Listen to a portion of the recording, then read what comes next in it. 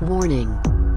The following podcast may contain levels of sarcasm so high, even the hosts can't tell if they're joking or not. Listener discretion is advised. Just kidding.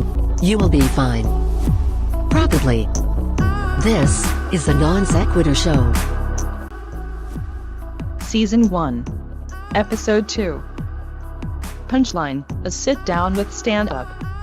Featuring comedians, Tony Deo and Steve Lesser. And now, your hosts, Kyle Curtis and Steve McRae.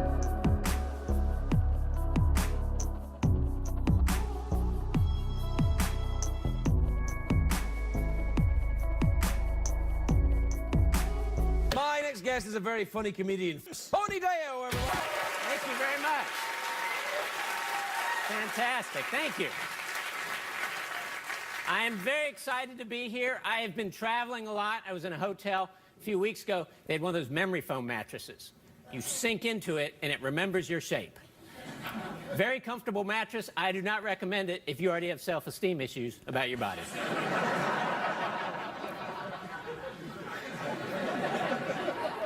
Because the last thing you want to see first thing in the morning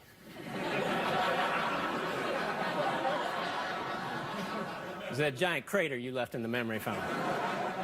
It's not any better on skinny people. I wake up, looks like a Halloween decoration was laying there. Oh my God, I can see my rib cage. That's not healthy. We don't need memory foam. Not in America. We need forgetful foam. Thank you guys so much. What if I told you that there's a medicine that reduces anxiety, tension, stress, depression, loneliness, improves your self-esteem, restores hope and energy, provides a sense of empowerment and control? What if I told you that that medicine has been proven to have physiological benefits, including mental function, exercises and relaxes your muscles, it improves respiration, it stimulates circulation, decreases your stress, increases your immune system, and also increases production of endorphins? What if I told you that this medicine could be taken by anyone, anywhere, without fear of any type of harsh reaction or an interaction with, let's say, any type of drug that they're taking currently? Would you be interested? I think we all would, and I think by now it's obvious what I'm talking about. We've heard oftentimes, too many times, that laughter is the best medicine, and as it's turning out, as time goes on, that is the case. Countless studies have been done with surprising results that laughter truly could be the best medicine. And it applies to everyone. It defies religious beliefs or disbelief. It defies your stance on any type of controversial issue or race, gender, any of that. It's the one thing that we can all understand, no matter what language we speak and no matter what country we find ourselves in at that particular time. Laughter unites us all. And interestingly enough, not just humans. They've been able to figure out that gorillas and, interestingly enough, rats will laugh when you tickle their stomach. Joining us for this episode, we have two very special guests. Both are extremely funny and well established in the stand-up comedy world. Our first guest, actually you heard at the top of this show in his performance on CBS's The Late Late Show with Craig Ferguson. And that is Tony Deo, who is a stand-up comedian known most notably for his sharp and quick material and his near-perfect comedic timing. New York City's Village Voice calls him one of the tightest joke writers in the business. In 2013, he made his late-night television debut on Conan, and within a year, he had added appearances like that of The Late Late Show, AXS TV's Gotham Comedy Live, and Comics Unleashed with Byron Allen, as well as performances at the prestigious HBO Aspen Comedy Festival. The New York Post called him one of the year's best, and you can also catch him regularly on Sirius XM satellite radio.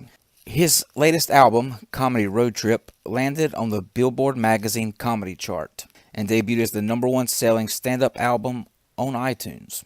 With over 50 stand-up clips available, he has steadily become one of the most prolific comedians on YouTube. It is a great pleasure to be introducing Tony Deo. Tony, how are you? Great. How are you doing? I'm doing great, man. Thanks for asking. So let's go back to pre-stand-up Tony. And for anyone who's thinking about getting into the comedy business, the pros are obvious. You know, the satisfaction that you get when an idea you had hits and makes a group of people laugh, the getting to see different places by traveling from club to club, the potential for fame and getting on TV, and the interaction that you have with other people and other comics. I believe those are all obvious, and I don't really need to go into them. But the cons on the list can be pretty devastating. I mean, you get lonely sometimes from not being around your friends and family. There's the potential for bombing and doing just horribly and never living that down. There is the potential for people to yell stuff at you while you're on stage and make you lose your concentration. The money situation, financially, sometimes it's not very feasible. And there are people who are actually doing comedy now that aren't getting paid anything. So when weighing those two sides, the pros and the cons, talk me through what your process was and what ultimately made you decide to pursue a career in comedy. Well, I was a middle school and high school band director for several years down in Texas, but I'd loved stand-up my entire life, and I kind of got to a point where I just felt like if I didn't try it, it was never going to happen. You know, you kind of reach that tipping point in your life where it just becomes, you know, your life becomes what it is, and there's no picking up some weird career when you're 57 years old. And, you know, I did start late. I started when I was 28 years old, but I just knew, and I was ready to fail at it. I knew before I started it was a very tough business, but I just wanted to do it so I could check it off the list and not look back and go, man, I really wish I'd tried stand-up when I was younger. So I started it kind of as a hobby, assuming I would get booted immediately out of the game. And I did okay at it, and I was having fun, so I just kept doing it. And almost like anything in this life, if you do it long enough, you get good enough, someone starts paying you for it. Okay, after deciding, I think then comes probably the most difficult and certainly the scariest, and that's your first performance. How did yours go? I did okay. I think if I had bombed, like really bad, I never would have stepped on stage again, because that's a brutal feeling. It's not even, 15 years in now, it's still not fun. But that first time you step on stage, if you just look out at people staring at you and maybe start getting heckled, you would have no reason to ever come back again. So my theory is that most comedians start off with a halfway decent first time on stage, because you get some laughs, you realize how much fun it is, and that's what makes you come back again. You mentioned heckler a few seconds back. That's got to be, I think, one of the most aggravating parts of stand-up comedy, is to have somebody essentially trolling you from the audience. Very few people, though, get sweet revenge against a troll quite like Tony did. And, I'm going to let Tony explain that in a clip from one of his stand-up performances. But I will tell you the story. When I taped Conan, it was a dream come true. Ever since I was a kid in high school, watching comedians on The Tonight Show, all I wanted to do in life was be a stand-up comic and tell jokes on late-night TV. Conan gave me my chance. The show went great. They took my segment. They put it on YouTube. And I was really proud of what I had accomplished until I started reading YouTube comments.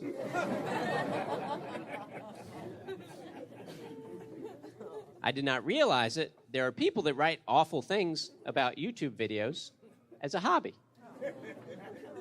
It's just what they do for fun. They're like, I got 15 minutes to kill. Let me go shit on someone's dreams.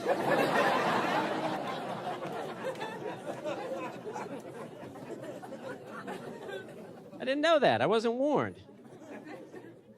They wrote things like, this guy sucks. I didn't laugh once. One guy, all he wrote was, boo, bitch.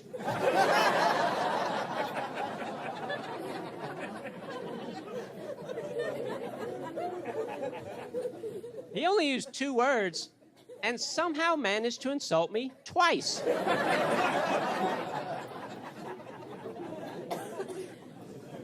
2 separate insults. Masterful use of the English language. I read all the comments, though. It ruined 3.5 days of my life. I couldn't get over it. What finally sort of pulled me out of my depression is I realized some of these morons that write these awful things, their YouTube screen name is either their exact name or something very easy to figure out. Like one dummy. His YouTube screen name was J. DeBaron Violin. All right, I'm going to take a wild guess. I bet the J is his first initial. I bet DeBaron is his last name.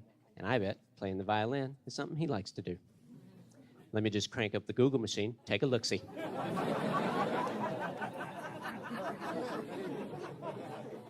Well, what do you know? His name is Jonathan DeBaron. He is indeed a violin player, and he has posted some of his own videos on YouTube.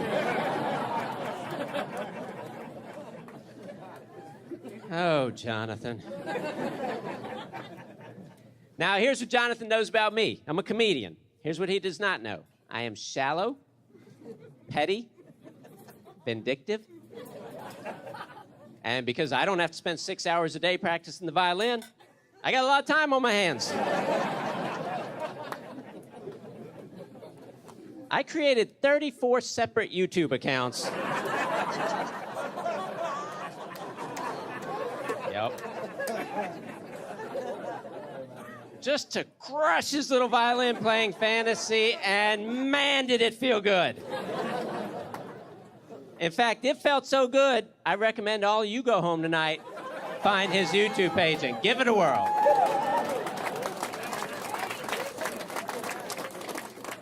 And just in case you're wondering, no, I did not change his name to protect his identity. DeBaron is spelled D-E-B-A-R-O-N. That sounds way too good to be true, Tony. That is a true story. I had just done Conan, and it was the greatest thing I'd done in my career. Mm-hmm. And I made the mistake of reading comments on YouTube videos. Never read comments. Yes. No, yeah, I learned my lesson that day.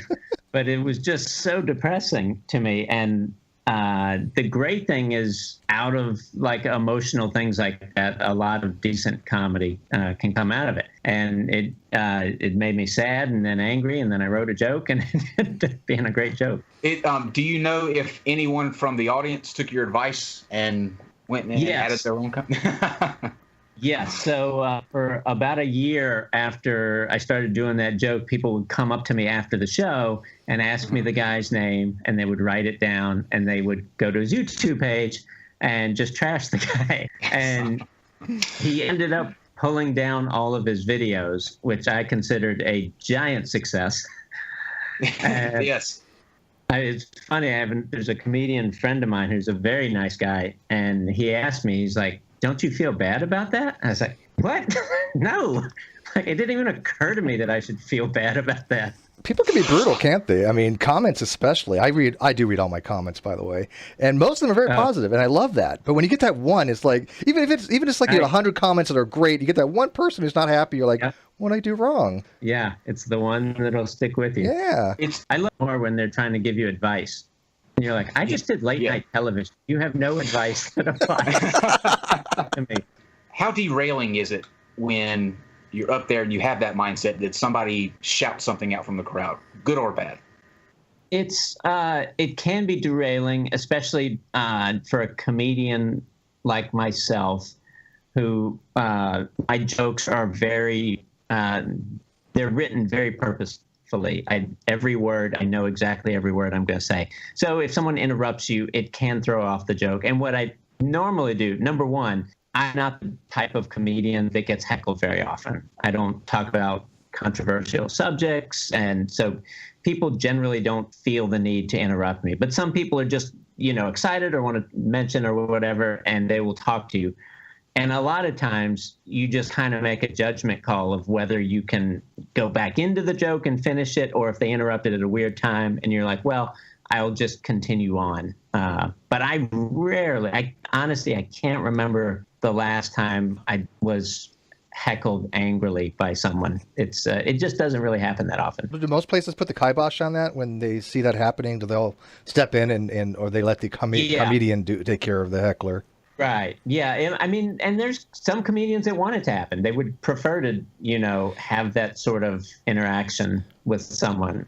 I'm not that way, but it happens so rarely, it doesn't even occur to me to ask the comedy club to do anything about it.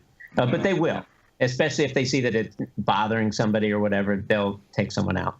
So in 2013, you made it where I think every comedian dreams of being, and that's on a late night television show. And you not only made it once, you made it twice. What was that like? It was amazing. I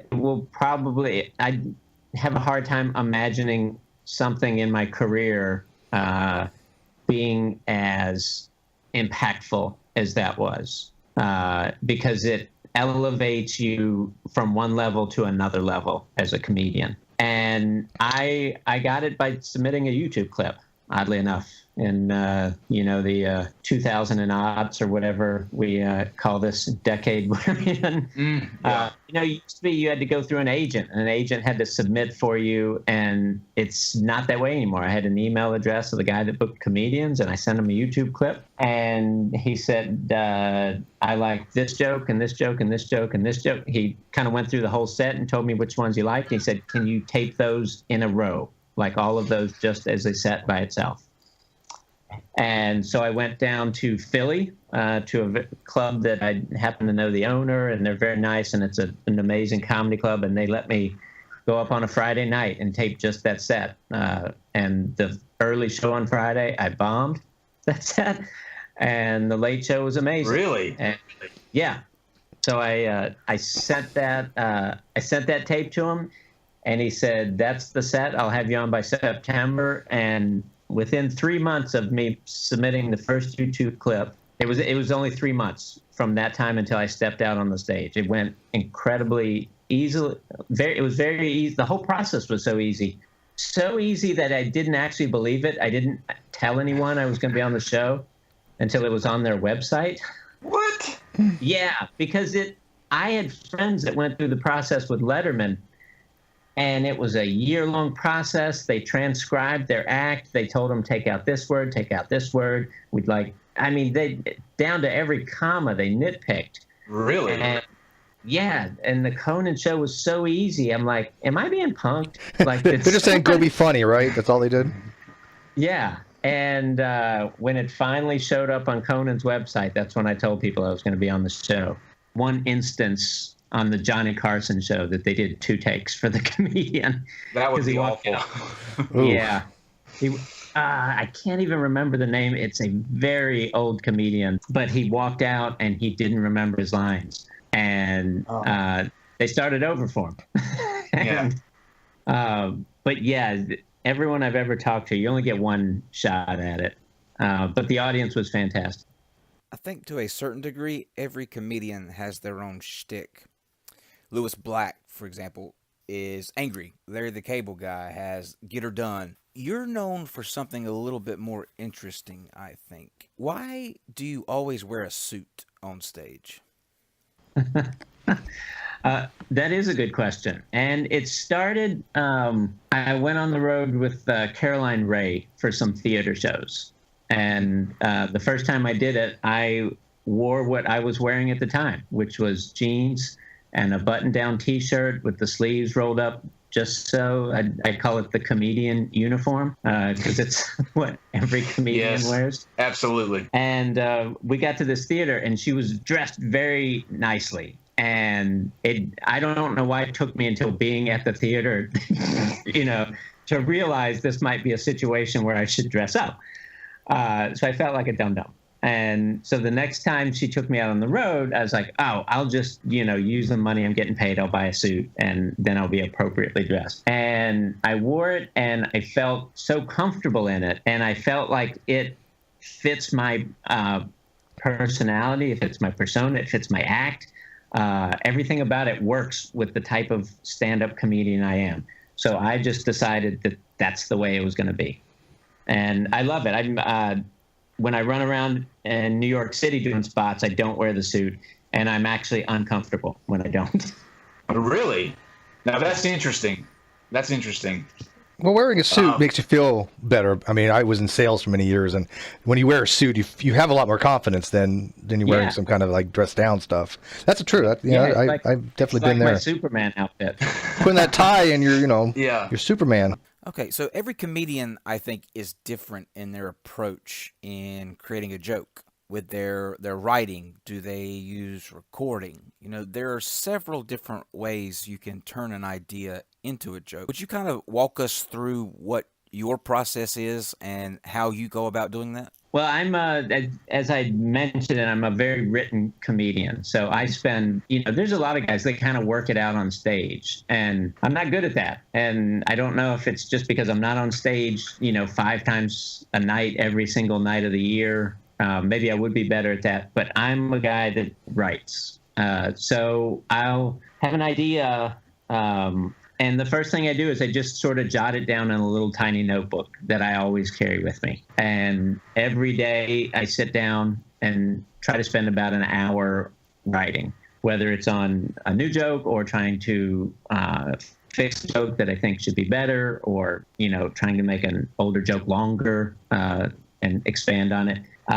But I'll just sit down and I kind of write out like the first thing that occurs to me, and then I'll let it sit for a couple of days, and then I'll go back to it and I'll see if I still think that's the funny angle on it. And if I still think that works, then I'll try it, somewhere in the city.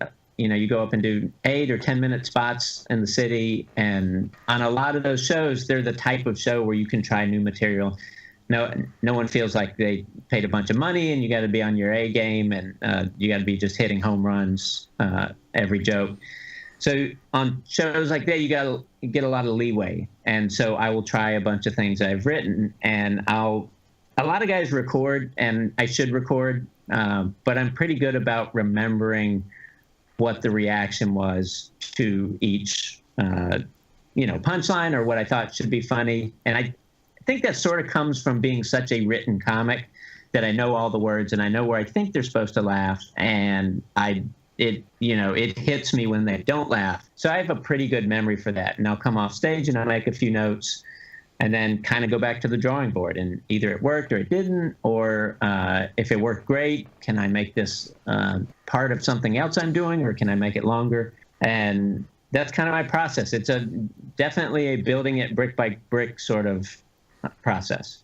Do you have a joke that you really liked and you were all about, but it hasn't ever worked? Yes, I've probably got 1,000 of those. Do you keep trying them? What I will do, because I've been meticulous about keeping everything I've ever written. I keep it in, I happen to use Evernote, and I have a notebook in Evernote that has every joke I've ever written. And I will go back every once in a while and look through it, because what happens is you put it, if I wrote it down once and I thought it was funny, there's probably something funny about it, but either hit the right angle on it, or I wasn't a good enough comedian at the time to make it work. I've found that many times. I'll go way, way back in my notebooks and things I wrote when I was very young, and I couldn't make it work then, but I was not a very good comedian then. And I'll see the idea, I'm like, that's still funny to me. And I'll work on it again. And a lot of times I'll scrap whatever I wrote because it clearly didn't work the first time, and try to rewrite it from the beginning and see if I can get to the idea in a better way. performance was the big thing for me. When I've known Kyle since I started comedy, and I'm sure he remembers when I first started, the only thing I had were jokes. I had no performance ability whatsoever. So I disagree. Because and we'll talk about why you definitely had a side to you that was not shy at all. Maybe. My stand-up persona had no performing ability, and so I definitely lived or died on whether the joke was good or not. And then over time, I learned to be more comfortable as a comedian, and I still wouldn't say I'm a great performer, but I do what I do fairly well. Well, I'm not a comedian, but I can tell you I've had performance issues, so I understand where you're coming from. Tony, who are your comedy heroes? Oh, man, there's so many of them. When I first started, I thought Brian Regan was amazing. And Seinfeld I watched religiously. Over time, there's been a lot of guys. Bill Burr right now, I think's one of the greatest comedians. Michael Che's last special was amazing. I get inspired by just guys I know in New York City that are. Ryan Hamilton is an amazing comedian. Every time I watch that guy, I'm like, I wish I'd written every single joke he tells. I'm like, man, why didn't I think of that? Speaking of other comedians, joining us now is Steve Lesser, who for over 20 years has been pleasing crowds with a blended comedic style that draws on a lifetime of mistakes and embarrassment. Steve is the co-founder of the Idiot Box Comedy Club in Greensboro, North Carolina, where he regularly performs stand-up, improv, and sketch comedy, in addition to coaching other comedians. He is also a successful producer, with producing credits that include the North Carolina Comedy Festival and the Ultimate Comic Challenge, which is now in its 10th year. It is a pleasure to welcome Steve Lesser. Now, Steve, I see that you have probably 30 job titles on here, and I'm afraid we're not going to get to all of them today. But let's start with the club owner role. You own the Idiot Box in Greensboro, North Carolina. So what is it that you look for when you're booking the talent that comes and performs at your club? That might be a unique answer for the Idiot Box because our business model is unique. So I started it with my wife, Jenny Stencil. She's the more famous of the two of us, but we ended up doing this out of a love for doing comedy. Started as an improv comedy club, it turned into a stand-up improv and sketch place, and honestly, we do all sorts of weird things at the club that anything that's funny goes on. So when somebody comes to us and says it's a local regional person and they've, especially if they've been supporting the club and supporting the comedy community, we'll support them in putting up a show. Or, we've had cops put on game shows, we've had roast battles, we do all sorts of things. But when it's a national act or somebody sends up a video, we're looking for creativity, we're looking for stage presence, we're just looking for likability, honestly. And I imagine any comedy club is looking for likability. If the audience is going to like them, we put them up. I remember my second year in college walking up into the Idiot Box when it was on Elm Street saying, "Can I do about 15 minutes on New Year's?" And we love to support that sort of thing. Yeah. We don't, it's not just a blank check where anybody can come in off the street. We certainly do try to have a minimum set of standards, but what I think we've helped build, we can't take full credit for, but across North Carolina, from Wilmington to Asheville to Charlotte, and even into Virginia, where people will come regularly and perform. And I'm honored when these folks are calling the Idiot Box their house club. But we have quite the community of comics that I would call on for any showcase show. Some of them I would trust for a real hot 5 minutes, and some 30. and lots in between, a lot on the newer side. But that's how a comedy community gets created, I think. Yeah. I remember going to the Idiot Box sometime right before I left North Carolina, and I believe you were still just an improv club at the time. Yep. But I was trying to make a tape for a late night TV submission, and I don't think the Funny Bone was around anymore, and I needed a place, and I was like, hey, I know you guys don't do stand-up, but is there any way I can come in and do like 10 minutes? And you guys were nice, and you let me come in and do it, and it was fantastic. I love that where I started still has a comedy club, because it kind of broke my heart when the Funny Bone closed. And I love that there's a place now in Greensboro where comedy still happens. Now, Steve, did you guys recently move? Yes, we moved from downtown to Midtown. They're trying to brand a Midtown in Greensboro. Nice. But the what does that what mean? we have, I don't know, especially in the context of a big metropolis like Greensboro. But it's on the outskirts of downtown. And the difference for us is that we have a parking lot, and audience likes parking lots. So since we've moved, we've had people come out to it more regularly, and crowds have been better. But our space is actually an ideal place for comedy now.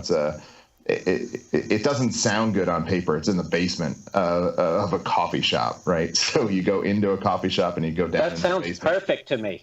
I was going to say, yeah. That sounds like. And Tony, you know it sounds perfect because you've done that. It's not it feels like a New York club to me. It's this small black box theater. We seat like 68 when we sell out, and when we had Doug Stanhope, we couldn't. We moved upstairs, and we had it in the coffee house and converted the coffee house into a club as best we could. But I love that new space. So, Midtown, downtown, that room is really a good room for comedy. I love Doug Stanhope. That show was crazy. And it probably broke the record for our sellout, right? So we've had shows sell out before, of course, but I think his show was up for 24, 48 hours at the most before it sold out of that bigger space, and it was pretty incredible. That show also had Doug come into the coffee house and then turn right around because he's like, I'm not doing a show in a coffee house. I've paid my dues. But he was great. We converted the coffee house into the club. He came in early, and then we had the stage set up and the chairs set up, and he was all good. It was a great show. You kind of alluded to it earlier, but you're actually half of what we would consider a power couple, a power comedy couple. And Jenny Stencil, who is your wife, I did not know until recently, has 15 million views on one of her videos on YouTube. 15 million. Yeah, it's insane. She's she was kind of headhunted to a certain extent out of the comedy club, being both pretty and funny, and said, let's put you on the news. And they didn't want her for news. They wanted her for infotainment. They wanted to put the silly story in front of her and have her do her crazy stuff. And it worked out well for them. And they have videos like 15 million and I think that's probably one of her bigger videos, but she's got dozens of videos that have 1 million plus. So I have that clip here of the video that she has gotten 15 million views on, and it's her doing the morning show traffic report. But she's not doing it in the style of your standard run-of-the-mill news anchor. She's rapping. Let's check it out. Excellent. That one was one of the, that's probably going back a decade, and that's when people didn't even know what a viral video was. They just it just went viral, and they're like, all right. But VH1 did a show that year on, top 10 viral videos, and she was on there. It was kind of cool. We're just watching VH1, and her rap comes up. Now the funny thing about that video, as popular as it is on YouTube, she hates it because. Especially at the time, we were doing a lot in our improv shows. We do a lot of improvised raps, and she was very good. I am not, but she was very good.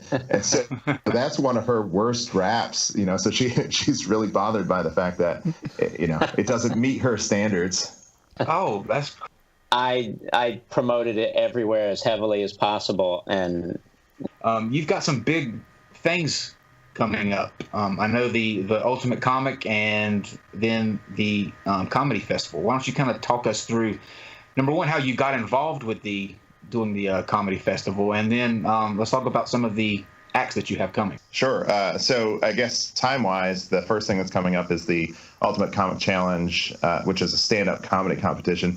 We've done it for 10 years now, so this is our 10th annual, so UCCX. And oh man, it makes me feel old. Yeah, me too. just waking up in the morning makes me feel old. That's right. The thing that I love about the UCC is that it really is meant to highlight the local and regional comics. This year we had 95 comics enter it, and wow. the 6 finalists are set to go up on stage on the 20th. You started the UCC back in 2008. I remember when I did it, you had, I think, 64 comics even that first year that you. And here's the thing. I mean, there was comics that deserved to be up there at the time, and then there was people that had never done comedy that had just signed up for the competition because they're like, oh, we're gonna win. But this year, the field of 95, they're all comics that have their chops under them. It was actually a very impressive field, and I think that just proves the concept of, and it's not just the Idiot Box. It's clubs like Dead Crow, and it's clubs like Good Nights, and in Charlotte as well. The community there. I think there's a lot of efforts building up the North Carolina comedy scene, and I think that's showing in these kind of big events. And then about 6 years ago, we moved the finals to a theater. So the finalists now have this amazing experience of doing a theater show. Last year we had 800 people at that show, and wow. If you go and do... Can I sign up? Absolutely. Absolutely. And that's kind of the cool thing about the Idiot Box. We're not so sold on our location, so we right size for the show. We're doing stuff at lots of different venues. So, and that's going to come into more to play for the festival kind of discussion. But, this experience is such an amazing experience. The crowds have been great, and when 800 people laugh at you at the same time for something you intended them to laugh at, it's just incredible. It is just incredible. Some of my best experiences doing stand-up has been, on that stage on that night. It's unbelievable. So very much looking forward to that. I know you probably can't answer this question, but do you have any indication of who's going to win this year? No, I really don't, and I think that again is just just speaks to the quality of the people in it. Mm-hmm. Like the first year, I could look at the field and say these are the people that deserve to be in the finals, and here's a couple that I think are going to win, and I could do that on day one. And now with the 95, once we got to the semifinals and we had 24 comics, I was like, any one of these people, any of these men or women could win. It was really incredible. So now it more matters on who has that great night. So you have that great night and you happen to pop a little bit more. You punch above your weight class, and like any one of these comics can win. And what's neat is they all have, it's 6 different comics with 6 different styles and voices. It's awesome. And the next thing big. I taped my first special in September, and it should be out in I think in February. It's on not the widest serving platform. It's it's not on Netflix or HBO or anything, but it's through a service called VidAngel. So anyone who uses VidAngel will be able to see that. Excellent. Now, Steve, you've got a really, really, really awesome project coming up next month, the North Carolina Comedy Festival. How did you get involved with that, and what kind of talent are you bringing to North Carolina? For some time, we've been wanting to do a festival. We started to try to figure out how to create a niche festival at first, and then the stars aligned, and we had the opportunity to bring what we're calling the North Carolina Comedy Festival into the triad, and so we opened up submissions, had hundreds and hundreds and hundreds of submissions. Out of that, picked about 130 comedians, as well as sketch groups and improv groups. So we have about 250 comedians coming in that week. Wow. February 19th through the 24th. And then it's not just, and like we watched hours and hours and hours, in fact, days of submission videos, which is. How was that for your psyche? I learned what not to do in a submission video. I do know that. For anybody listening, don't start with 15 seconds, if that, of how are you guys doing tonight. That's the wrong thing to do. That's the goal. That and I learned two rules when I first, long time ago when I did stand up, and that is never ask how an audience is doing, and never ask a comedian to tell a joke. Yeah. You know, at the end of the night, you have people come up to you and they're like, "Hey, tell me something funny." I usually just come back with, I find out what they do, and I'm like, "Oh yeah, well, write me a premium, Mr. Insurance Guy." You know, I just turn that around. That's impossible to avoid. For a short period, I was the other thing that you get as the comedian is people telling you jokes you can use this in your act, and for a short time, I was actually doing that. I'd find out their name and I'd say, "Here's the name and the city," and I'd be like, "Yeah." But it's a little meaner than I intended it to be. I thought it was going to just be funny, and so I felt a little guilty because I was like, now you can actually go find this person and so you can troll them or something. I don't know. Did you make a YouTube series out of it? What's that? Did you make a YouTube series out of it? I should have. Just a series of jokes that people told me to tell. And that would actually make a great YouTube series. That would definitely be there. Well, look at this. Look, the ideas are in the works here. Yeah. It's almost like using Tony's method of revenge on YouTube commenters. Yes. That's right. That's right. I wonder what the commenters would be on those jokes. That's excellent. We're merely the delivery person. You can't actually blame us for the writing of those. It's foolproof. They would find a way. They would find a way. They would find a way.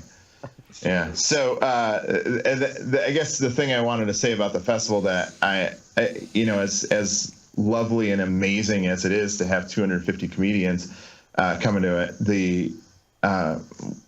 we went out and got some real amazing headliners, and we try to have a good group that would widely represent the tastes for the area, and so we have Sashir Zameda awesome. Coming in as one of our headliners, which her SNL credit I thought was going to be really appealing to the people that are participating, because she ticks the box for stand-up and sketch and improv all at the same time, which is kind of fantastic. And then Eddie Pepitone and Todd Glass and Ms. Pat, and then Mo Alexander and Eddie Brill. So we have a bunch of great talent that are going to headline each night of that week. And and then on top of the stand-ups that I just mentioned, we have an improv group from Second City coming back. It's a 2-woman show that from a couple women that used to perform with us regularly back when you were hanging out at the Idiot Box, Sejal Joshi and Julie Marciano. They're coming back from Chicago, where they're on the main stage of Second City doing their show. Yeah, you remember Julie? Oh, absolutely. I remember Julie. Yeah. Yes. Well, their group is Mr. Chrysler, which is awesome. And then you probably remember AJ Schrader. He's going to be he's in a nationally touring sketch group called the Don't We Boys with Joe Anderson and Sonny Pandit, and then AJ Schrader, of course. So, I remember AJ, but I remember him, but I didn't recognize him when he got the long hair and the beard cut off. I remember him posting. He posted I think a wedding photo, and I was like, that is not AJ. That cannot be AJ. Night and day. He went from his homeless look to a cleaned up look, and now he's he's an amazing creative guy, and he makes his living doing sketch comedy, and I gotta admit, I'm jealous. How awesome is that?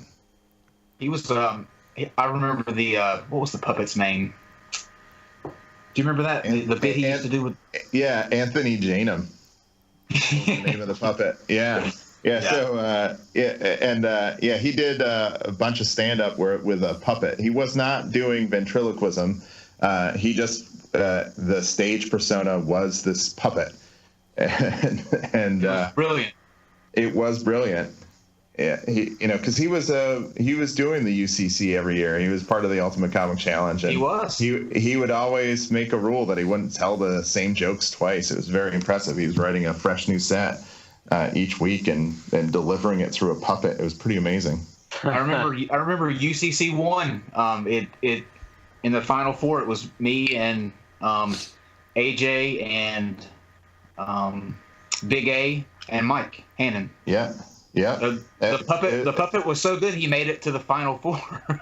It was. And then the next year he went in a completely different direction. He made it through the UCC and won that year without saying a word.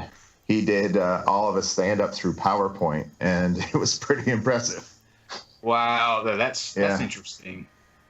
Yeah, I mean he does these one-man sketch shows at festivals, and he was actually kind of crafting that at the Idiot Box through that kind of multimedia presentation with music and slides and delivering those jokes, and he's up there kind of as just like his presence on stage is just one visual component of the joke. It's kind of wild. So you're having like almost a reunion of sorts too during the festival. Well, that's the wonderful. You mentioned it's a small world thing, and so we're getting to, we have a pretty wide network at this point. We're not a club that's doing a headliner every weekend, Thursday through Sunday, but we do get headliners that come through, and they're coming back and they're helping spread the word, and the festival's a great place for that to happen. It's an incredible thing. Very much looking forward to it. Before we, I will let you tell us the details about the festival. I know it's getting kind of close for Tony, and you're doing a show tonight. Tony, where are you at tonight, by the way? I'm in Hershey, Pennsylvania tonight. I have a corporate gig. Oh, good to go? Yeah, I think you don't sound like a fan of the corporate gig. They're not the most fun. They always they pay well. So at this point in my life, with a little boy and a family, sometimes pay wins out over breaking even to go to Iowa. Well, they're kind of a crapshoot, I think, Tony. Don't you agree that, like, because sometimes they're fantastic, and then sometimes they'd rather be chatting, and you're competing with just other noise in the room, and it can be very painful.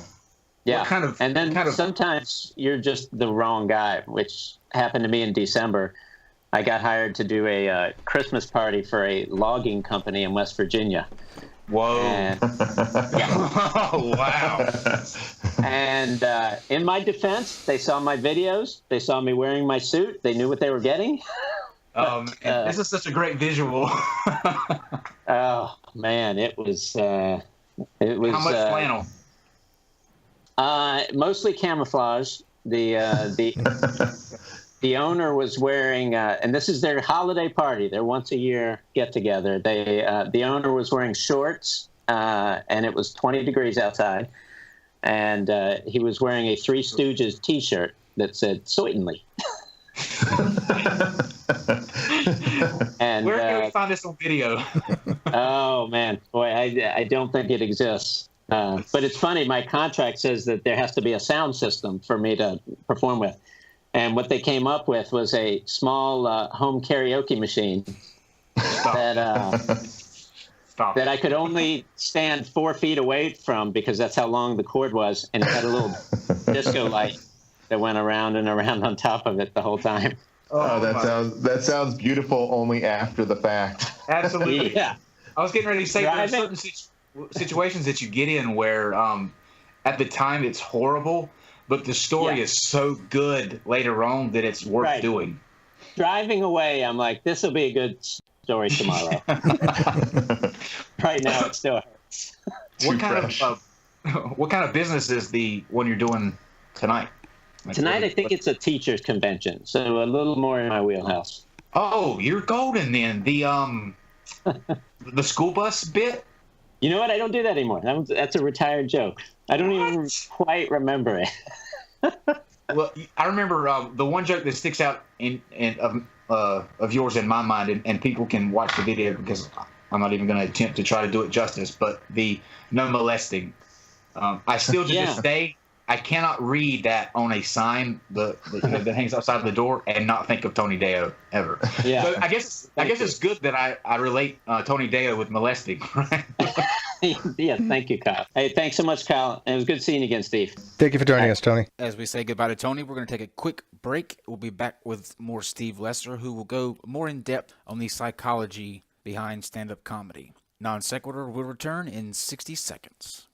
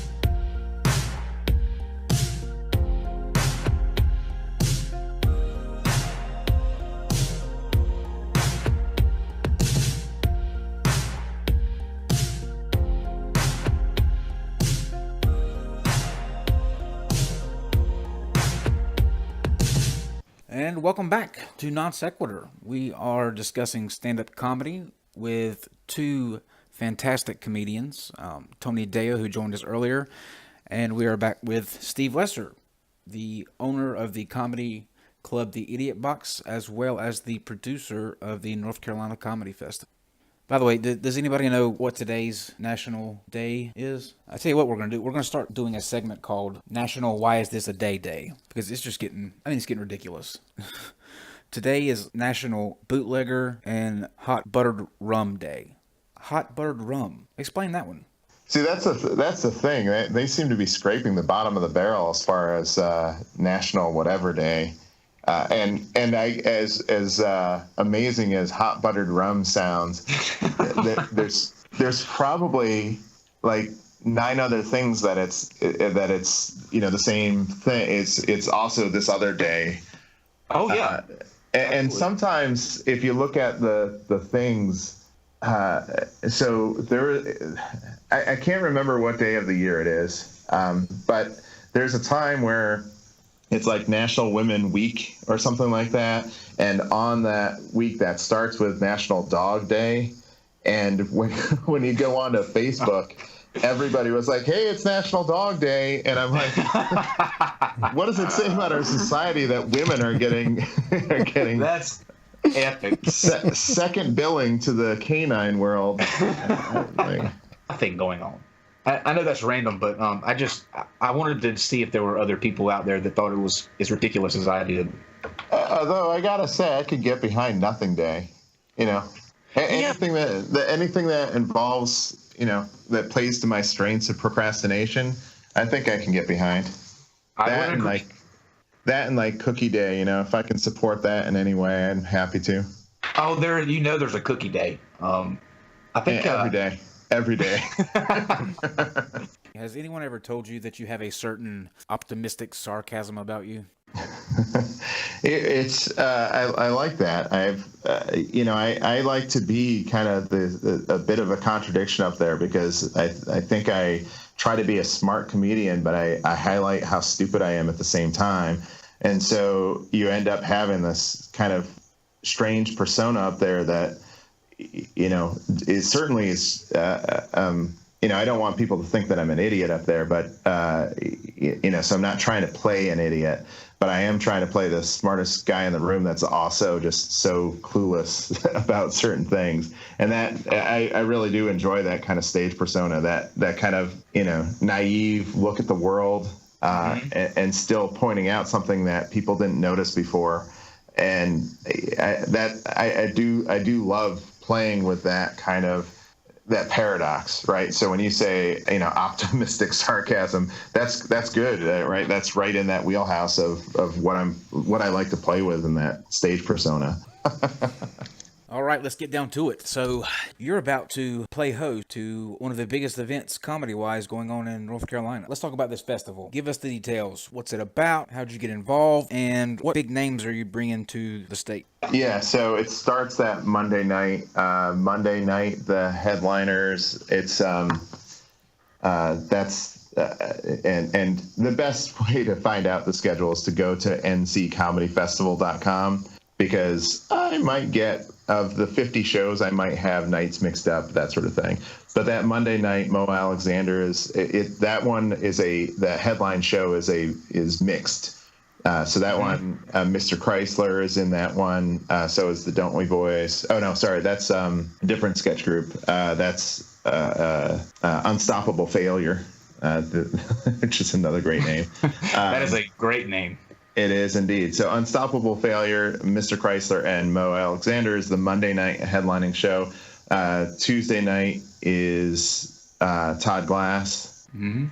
Sorry, Ms. Pat is Tuesday. Todd Glass is Wednesday. Eddie Pepitone is Thursday. Sashir is Friday. And then on Saturday, our headline show is, again, a mix of improv and sketch and stand-up as well. So we actually are doing a handful of like headline shows. All those headliner shows that I just mentioned, we're doing at the Star Theater, which is, a theater that was renovated by the Community Theater of Greensboro. And it's a fantastic 160 seat theater. And then we have shows also going on at the Idiot Box at the same time. And we have shows going on at the Crown, which is the upstairs at the Carolina Theater. That's on Wednesday and Thursday, and Friday at the Crown, and Tuesday we have shows at High Point. So it's a lot to explain in a sentence or two. But the best way to do it is to go on to nccomedyfestival.com and look at the shows link and see what's going on. We're also one of our partners. So one of the great things about the festival is that we have a lot of community support. And in that community support, we have businesses stepping up and sponsoring the event. And one of the sponsors is Yes Weekly. They're going to be coming out with a festival guide. And so that guide will come out a week before the festival, and you'll be able to see all of the shows, where they're playing, based on what night, and it'll say who's in it and where it is and that sort of thing. But from our website, from the festival website, you can actually get to all the links to buy the tickets and take care of that. And so, the more people that come out and support, the better and bigger this thing becomes for next year. So maybe it's not just a week-long thing. Maybe it grows to something even bigger and better. So, Steve, when do you sleep? I use my day job for that. As a representative of the comedically challenged community, Steve, I think you had a couple questions for Steve. Am I right? As as just somebody who isn't as somebody who's not funny. Yeah, I'd like to kind of ask a couple questions to kind of help be funny, maybe. I was trying to say that I know you were getting it out there. You could say it. I'm not very funny. I get it. So a couple questions I had is, if you have a joke, because I used to write a little bit for like e-cards and some of the things kind of funny, but how do you know if a joke's funny? I mean, it's not like you can go to a mirror and just recite it like a speech, right? You need some kind of feedback. So what starts the process where you say to yourself, here, I think of this, I laugh. How do I know other people are going to laugh to it? That comes with experience. I think my process is actually not unlike Tony's. I'm also a writer. I will jot down in my phone onto Google Keep the funny idea and then go back and develop it. And I do develop some stuff on stage, but it takes me so much longer to develop it on stage. So I like to write, and through just performing, I think you have a sense of how to tell that joke so you do get the reaction. And so like I think a lot of comedians, when they're starting to write, they don't have that experience. I had the benefit of being in about 4,000 improv comedy shows before I actually took the stage and did my first open mic. And that actually, I think, went much better than I would have dreamed of, honestly. But I think I kind of took the stage and I had more experience about what is funny, what will work, what won't work. And while I was rough around some of the stand-up skills, and those have been honed over the year, I think I instinctually knew what was funny. And I think for me, it's a combination of what do I think is funny, as well as what can I confidently say to an audience without having that. Jenny, my wife, will refer to it as having it come out sideways. So I have a stage persona and a personality in real life that doesn't like to offend or put anybody off. So if I'm using a word that I would use amongst a small knit group of friends, even if it's just the F-bomb, and I'm in front of a full audience, I always have this like pause of like, I don't know if everybody's going to love this, right? So I need to do a combination of what I think will be generally acceptable by an audience and what I think is funny. And then those two things together usually work. Okay, answer my next question. This was actually, I really like to know because I've been in similar situations with this. So I don't know if you drink, but I don't know if you like hot buttered rum, even though that's like the National Day of Hot Buttered Runner Day. Oh, man. Yeah, you know what? I'm gonna have to celebrate that next year. I'm telling you right now. Got to tell me in advance. I'm gonna get some hot buttered rum. But what I want to know is if you're the type of comedian where you do drink, is there like a line of demarcation where you've drank too much and you start thinking to yourself that I'm only funny to myself and because nobody else is laughing? Is there like a fine line that you get? I mean, what's that threshold you get? You have like one drink, two drinks, and after that, then it starts diminishing, or is there a secret to that optimal range? Yeah, well, I've actually, from a stand-up perspective, I've always been, oddly enough, the drunkest I've ever been on stage was in Dublin, Ireland. It should be any place. Yes, awesome. Yeah. And so, and it wasn't like a big theater show there. I got put on a bar show and just via Facebook and eventually guilted them into putting me on the show. So I was the sole American. And when I went there, I had already had some drinks at dinner. But at the same time, it's a bar show and I wanted to support the venue. Like, I know what it is to run these things. And if people aren't buying drinks, you're not making money. So I love bought some drinks. I love how you put that in there as supporting the venue. So when you're a comedian, that's part of your audience is the venue, the booker, the actual audience, yourself, and your material. You got to make all of those things happy, and as you're in your professional gig. So, and then the other thing that I had going, so not only did I have drinks at dinner, but then bought my own drinks, but I had, as the American, I was the odd man out, and so people bought me drinks as well. So I got, shortly before I went up there, I was getting another drink, and the bartender cut me off. So I had an Irish bartender. Wait, whoa. You had an Irish bartender cut you off? That doesn't ever happen. I don't think they even know what it means to cut somebody off. Wow, that's drunk. That's drunk. That was drunk. That was, I think, the drunkest I ever did stand up. I did a drunk Shakespeare show in which I was ended up blackout drunk for that one. So I don't even remember the end of the show, but apparently it just ended with me going, I got to go. And what's a Shakespeare show? There are other groups that had done drunk Shakespeare kind of thing. For us, it was just a bunch of comedians who got drunk and then recited Shakespeare. Though for us, it was we didn't know the Shakespeare beforehand, so we didn't learn our lines. It was really drunk reading, like readings where we were acting it out as we went. So I was playing at the time when I left, I was playing Juliet in the famous balcony scene. And me and my blonde wig just walked off, and that was the end of the scene. That might make an awesome video thing for YouTube. I mean, they have drunk history. Why not drunk Shakespeare? I have 3 YouTube channels. I'll make something work out of that. Cool. Back to the alcohol. Is there a limit? So there definitely is a limit, is the answer to that. Answer yes. And because I know that, I usually try to, there are some comics who feel like they need that, a little something in their system. I was one. Well, yeah, look at like Ron White. I mean, can he even do funny without being drunk? So, I mean, I think to a certain extent for some comics, you get to this like happy place where, because one of the things that, your inner demons, and I don't mean that as like, real inner voices, but your inner critic and that filter that you have, you're best when it's off. And so for some people, a drink or two helps them get into that zone. Because what I learned in stand-up, as much as I am a writer like Tony, and I'm sure Tony would say the same thing, is that you have to also be in the moment. So you have to write your material, but then be in the moment. And I think alcohol can help you be in that moment. Absolutely. And, for me, for me, I do it sometimes, but I don't feel like I need it.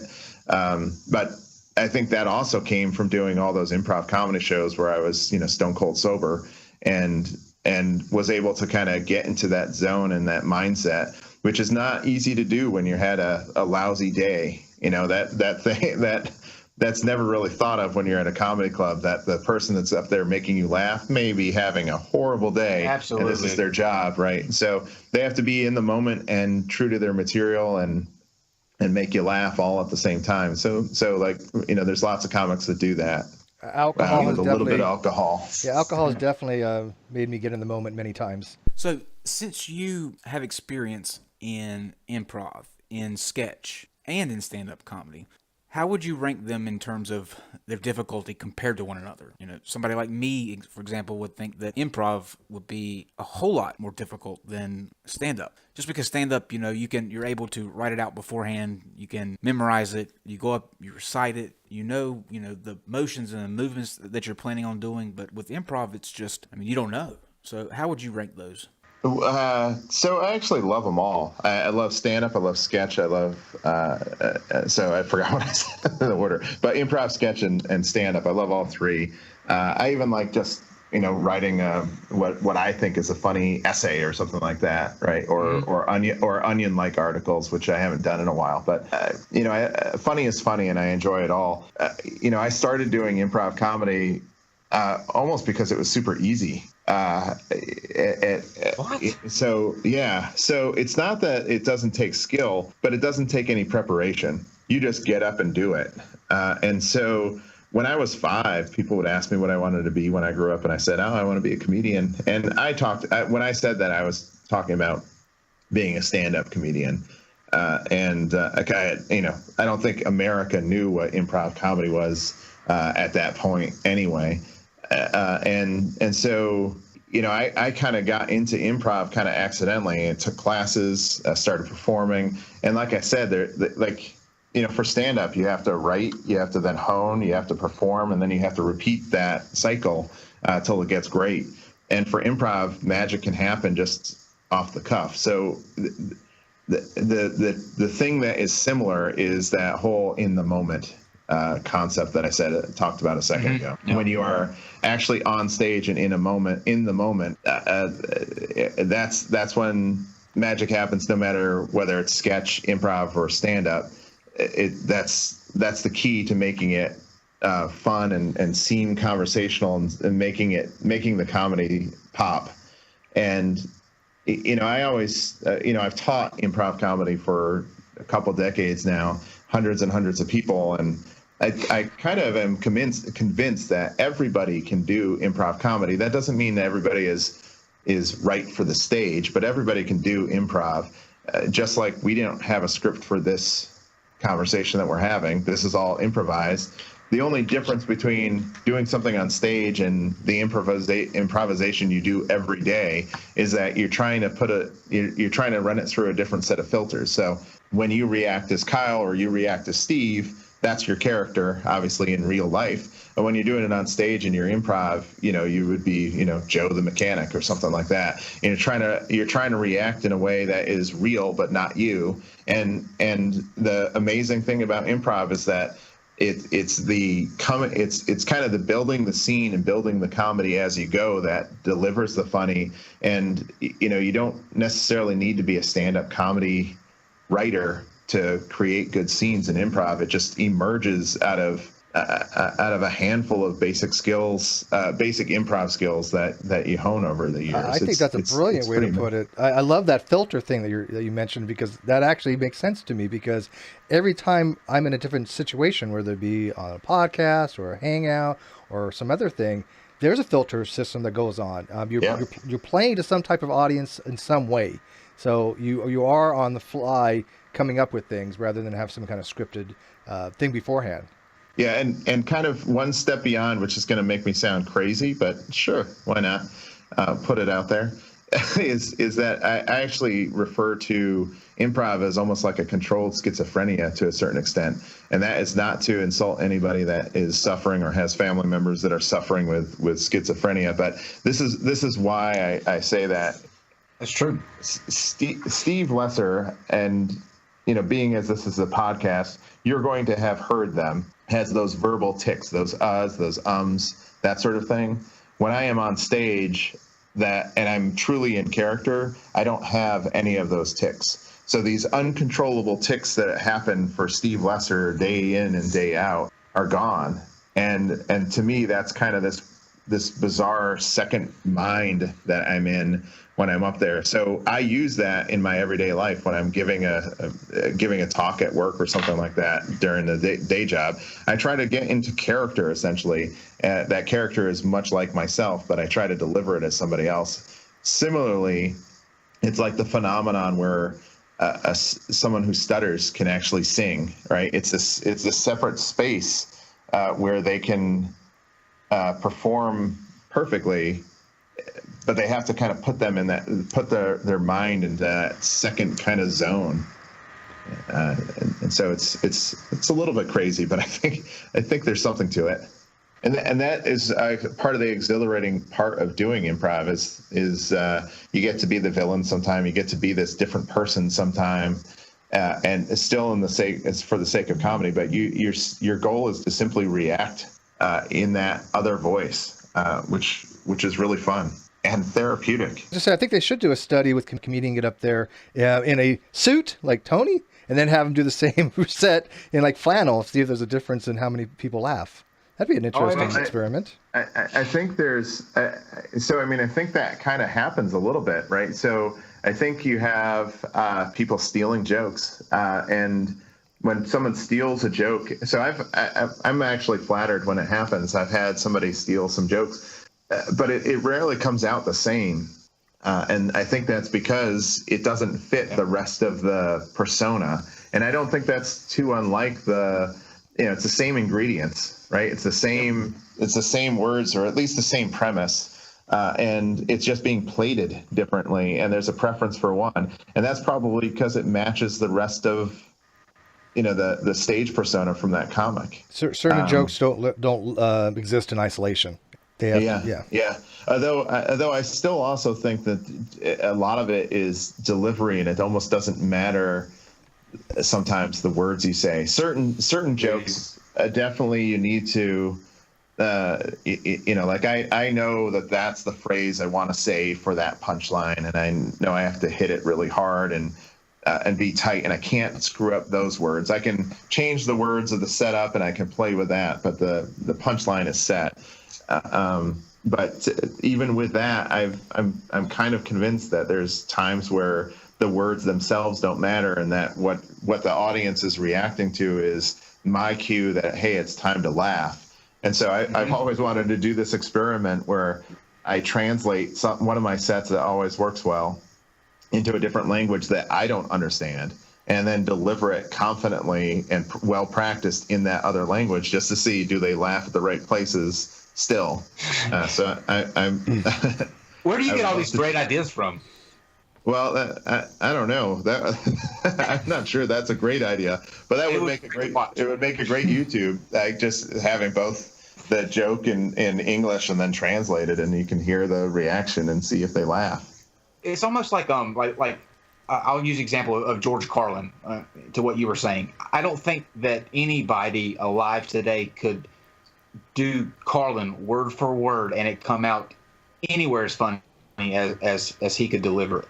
He just had that cadence that he had, and he was very methodical about it. I mean, there was absolutely there was a psychology back to that behind his. But I think if you were to take his jokes and have somebody memorize them and put them on stage, no one could come close to without doing an impersonation of George Carlin. Right. Because and so I think there's a reason you don't see the equivalent of a cover band, somebody doing like, hey, I'm gonna cover George Carlin tonight. That's another good idea. Yeah. I'm going to look for somebody who could do Sam Kinison. That'd be an awesome cover. Yeah. And so you can do like a show, kind of like Goodnights did a show in Raleigh that, people kind of impersonated their kind of a classic comedian, and then either performed in their style or actually delivered those jokes. But it's either an impersonation, but it's really hard to take George Carlin material then pawn it off as your own. First of all, because that's well known, but second of all, that's not your voice. That was written in his voice, and right. Magically so. Yes, he was a legend. He was the full package. I actually have seen him in concert more often than any other musical group or any other comedian. Really? Yeah, he was one of my all-time favorites by far. I would travel to a different state to go see George Carlin. So I saw him about 8 times in the 80s and 90s. And he was amazing each time, wasn't he? Could he ever? You think? Did he ever bomb? Yeah. So I do have so it wasn't really a bomb in the classic way of when you think of a comedian bombing. My dad drove me to Atlantic City. This is before I could drive. He was doing the Resorts Casino, and he did a show there. And I think he looked at the audience and saw all these old white people, and I think he got mad. And so he delivered one joke about what a waste of space golf courses are, which, I had heard him do elsewhere before. And then he decided that night he wasn't going to do stand-up anymore. And he just got on a soapbox and just talked about how awful Americans are towards other Americans, and how people don't care for homeless people, and they're human too, right? And he didn't. I don't think he told another joke for the entire show. Some people walked out, and it wasn't bombing because his material was going off. But in that moment, he gave up on stand-up and felt like that's what he had to do, I guess. And I'm glad I saw it. But at the time, I was like, we drove 7.5 hours for this show. That was, a little unfortunate. But I had already seen him at least 3 times live, and knew he was actually at that time, I think that may have been the second time that I saw him live, and honestly, the more intimate the place for Carlin, the best. Like I saw him in Albany, New York, and he did a show in the Round, and the stage. I'm probably misremembering it, but I think the stage was like maybe like 15 feet in diameter, so it's not a huge stage, and he was just surrounded by a few hundred people. So everybody was close to him, and he just kept on rotating like he was on a record and delivering this. But you could like for Carlin, his face was such an important part of his comedy. That's why I thought his HBO specials always worked really great. Oh, because yeah. they'd get a close up of his face. So when he made that, when he had that reaction to what the end of an egg was, you could see it in his face, which was just amazing. On a soapbox, and he was talking about how Americans treated each other. Isn't that could that have been the beginning of what he eventually became famous for? Because that's kind of what he did, but in a funny way, was point out the faults and how we are to each other, and how the government is lies about this and about that, and religion. Could that be the kind of turning point for him? Well, he may have actually, it may have been a turning point, but not the turning point, because he always had elements of that as far back as I can remember. Outside of like the hippy dippy weatherman, where it was just kind of like a character, and when he really found his voice, it had that satire on society kind of built into it. Not on everything, because like he had some of my favorite bits about have a nice day. That is only like a mild satire on America. It's really just saying like people just say this stuff, they don't mean it. Even by the time I got into him, like he was ending every show on the 7 words you can't say, and that definitely was talking about very much about society.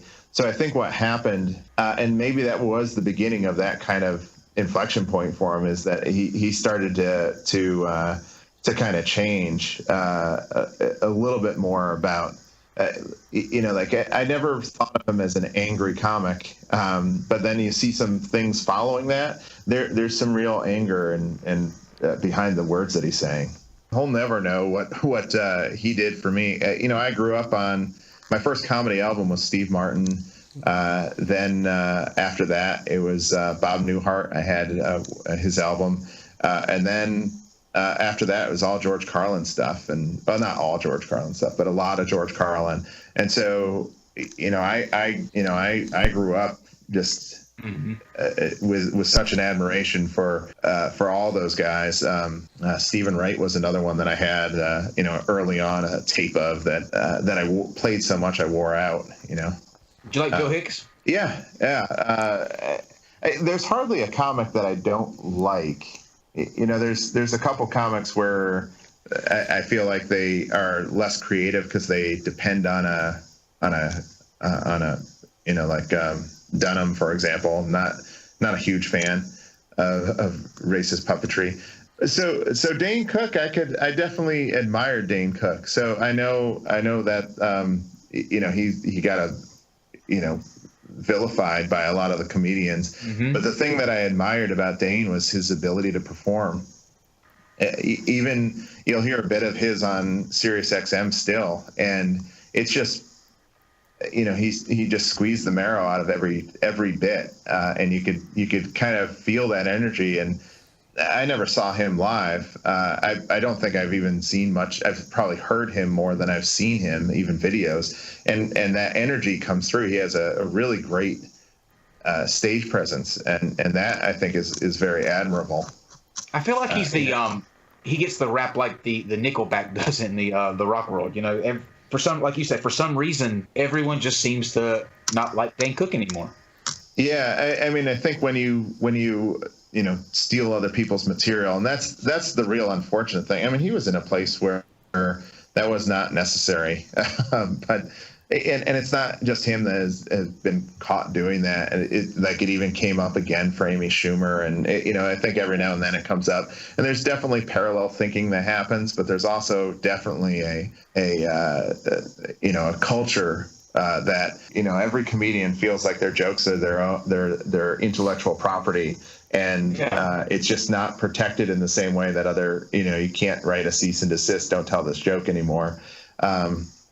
Dane Cook is one of the examples where it contradicts what I said before. Like, I've had amateurs steal my jokes and they come out really poorly. And like I said, I'm flattered that they thought it was funny enough that they wanted to steal it. But I never had Dane Cook steal my joke, right? And like, it probably doesn't feel good to see your joke performed in front of like 20,000 people far more successfully than I could ever do. So like, I get it. But he certainly he was certainly a funny dude and had his strengths as an amazing performer. So like you can reuse a premise. A comic can't own a premise, but the thing that makes the funny thing in there, when you're taking so much of it, that's where I think you cross the line. And it was unfortunate because again, somebody who didn't need that. And also, the folks that have been called out, they can afford writers, right? you can get, and I think in the case of Amy Schumer, I think it was some of her writers that got that. Like, so some of their sketches were lifted from other groups. And those I think were pretty blatant ripoffs, but it wasn't her, and she wouldn't have known, I don't think. An individual can't have seen every, bit of comedy to know what's been done or not. And I think there's a lot of pressure to write for those shows. So like I get where that would happen. Not to excuse it, but I understand where that would come out. So as a club owner, how would you handle a situation where you knew someone was stealing somebody else's material just outright?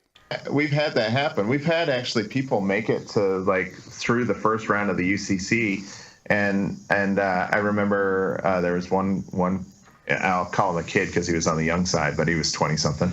A young comic come through, and I was like, wow, he's, for a young comic, he's really good. And someone's like, oh yeah, that's because it's not his material. And then I looked it up on YouTube and I watched the actual comedian do it. And so, for him, I told him, we used to have like a lot of paperwork for the UCC around, you got to do your own material. It's got to be your own original material. And, at the time he had signed that. So I was like, that's not cool. So do your own stuff or don't do the competition, especially around the competition. That's completely unfair to be an audience, pleaser, and writing your own stuff is very different than, covering somebody else's material. And so, I have had to have some talks with some open micers to say, being a stand-up is far more about the writing than it is about the performance. So the number of people who think that open mics are about, retelling a street joke that you saw in an email or retelling a joke that you saw on the latest Netflix special, that's actually not an insignificant percent of people who come to the club thinking that that's what stand-up is about. And, we usually try to do it in a non-confrontational way to explain to them that that's not what it's about, that stand-up is actually a lot of work. You write the jokes down, there's a process that you follow, and there's both an art and a skill to it at the same time. And usually people get that. Yeah. I think that's easier to get across than I think the thing that some people, young comics in particular, that struggle with is on edginess, because their idols are edgy. So they're like, well, I want to be edgy. And I don't disagree with that, but I do disagree with, that shouldn't be your first open mic. Because when you try to do edgy at your first open mic, it's racist or misogynist or offensive in some way. It's not edgy. It's both edgy and offensive. Right. Yeah. It takes a real skill to be edgy and funny. And Gerard Carmichael came through the club. He actually, grew up in Winston-Salem, and he did just a drop-in. At the time, I didn't know who the heck he was. And I've always said to, as I was coaching people in comedy, to try to be, if you're going to do something that's a little edgy in your stuff, don't have that be the first thing out of your face. When you get up there and you just, that's the thing that comes out of your face first. Like you're the audience doesn't know you yet. They don't know your stage persona, and they don't know if what you're saying is real or if you're just saying that to satire, to satire, hate. Not everybody can be Don Rickles, right? Yeah. Well, and so the first time you see Don Rickles, you already know Don Rickles' character, right? And same thing for most of the famous comedians. Louis C.K. did a bit where he starts talking about everybody in the audience is going to die, but everybody knows the character, so it's not depressing because everybody knows the stage persona. Yeah. So Gerard Carmichael was the only comic that I had no idea who he was, and the things that he was saying, you just instantly knew that he meant it to be funny and it was okay to laugh. Even though what he was saying, if it came out of anybody else's face, you'd be like, ooh, and you would cringe. But for him, he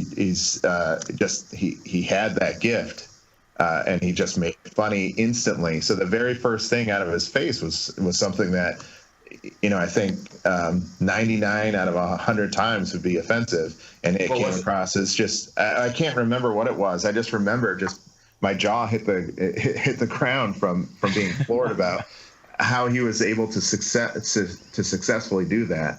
I often will kind of talk about like Lisa Lampanelli. Right. So rough stuff that she's going through. But if you go to a Lisa Lampanelli show, you already know what you're in for. She's brutal. Brutal. But even then, she eases into it in a way that there's like some comedy foreplay that she's doing, which is very masterful. Right, so she starts the jokes with jokes coming out of a place of love and admiration, and then the things get rougher and rougher as it goes. But at that point, it's more like a roast and speaking to society versus actually meaning those things, right? And that's why some roasts work and some don't.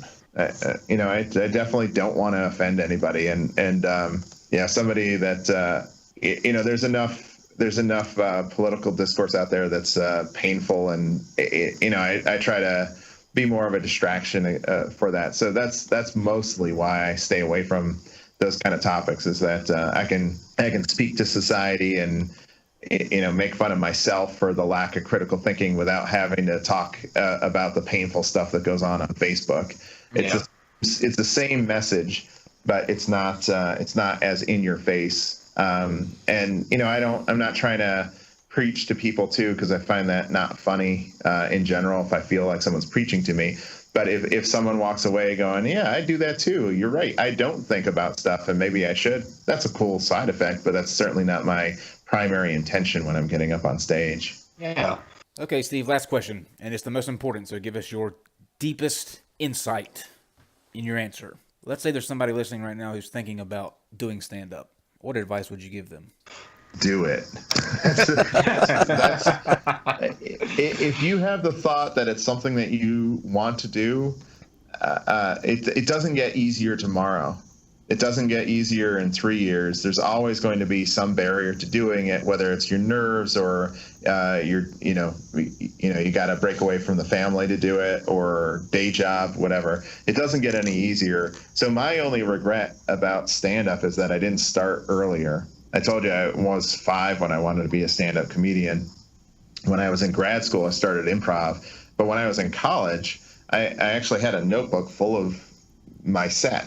And I thought I went to an open mic with the intention of delivering my first set, and I chickened out and didn't go. Actually, I found out that time that you needed to sign up ahead of time. And then I was like, all right, well, I can't go tonight. So I had the out, but I never went back. I chickened out and never went back, even though, it's one of my bigger regrets of not doing it. So anybody that's interested in it just needs to find an open mic and try it. And there are open mics and there are open mics. If you're in the triangle, the Good Nights is a great one. If you're in the triad, the Idiot Box is a very welcoming open mic. Go to it, see what it's about, and then the next week, go with the intention of performing. Pay attention that first week when you're just there observing, seeing how long the sets are, where the light comes from, how do they get introduced, how do you get on the list. Take those sorts of unknowns out of out of it so that when you go up, you have a little bit more confidence. If you're if you're an extrovert and you want to bring a bunch of friends because that makes it easier because it's going to be more fun, do it. If you're an introvert, don't tell a soul that you're going and just show up and do that. But I think you'll find that in every comedy scene, there's people there that want to support you, and find those people and find out how to get better. You can also take classes if you feel like you need a little bit of something extra before you get up there. And we do this at the Idiot Box, of course. We teach improv, we teach sketch, we teach stand-up classes. And it's not that you need the classes. Certainly Carlin didn't get to the level he is because he took a class in comedy. But what you get in the class is you get better faster, right? So you can get better over time, or you can take a class and short circuit it. So you can get some feedback and some input that will help you get better faster. The festival is February 19th through the 24th. The headliners this year is Ameda, Eddie Pepitone, Todd Glass, Ms. Pat, Mo Alexander, Eddie Brill, and then this also stand-up and sketch headliners as well. You can find out about those shows on nccomedyfestival.com and with links to all of the shows. And I think that probably covers it. If you go to the website, you'll find out more than my babbling about the schedule, because there's 250 comics spread across over 50 shows, and there's some nights where we have 4 venues going at the same time. So we definitely need the support of the community to come out, because otherwise, we could be doing this alone, right? We don't. The festival, honestly, it's a lot of work and a huge expense. If the people don't come out to support, we'll be one and done in the triad, and certainly not what we're aiming to do. I don't think that's going to be the case for you guys. I don't think so either. I think everybody that hears about it is excited about it. So I think even if you don't go to it and you're listening to this from and you're in transit in New York City or California, you probably know somebody in the area, and spreading the word on social media helps. So absolutely appreciate it. I appreciate you coming on to talk about it. It was really cool. Great conversation. Well, thanks for having me. Thanks for joining us, Steve. That was awesome. That was really good. Entertaining. I enjoyed that. Well, Steve, good luck, and let us know how it goes. I certainly will. Thank you, guys. So there's your punchline. That's it for us on NonSequitur. We'd like to thank Tony Deo and Steve Lesser. You can check out Tony Deo's Comedy Road Trip in the iTunes Store, as well as TonyDeo.com for upcoming shows and the special he'll be doing on VidAngel. You can also visit the North Carolina Comedy Festival at nccomedyfestival.com for ticket and show information, as well as the Idiot Box's website for upcoming shows and classes. If you haven't already, please subscribe to NonSequitur. Every Tuesday, a new episode will be coming out in our ideology series. Next week, we're covering tech and how that tech is allowing for people who once could not enjoy the simple things most take for granted, allowing them to try to live as normal a life as possible. We sit down with the creator of what is a groundbreaking and life-changing new app called Be My Eyes, in which those who are blind or visually impaired are able to see things through their mobile device like they never have before.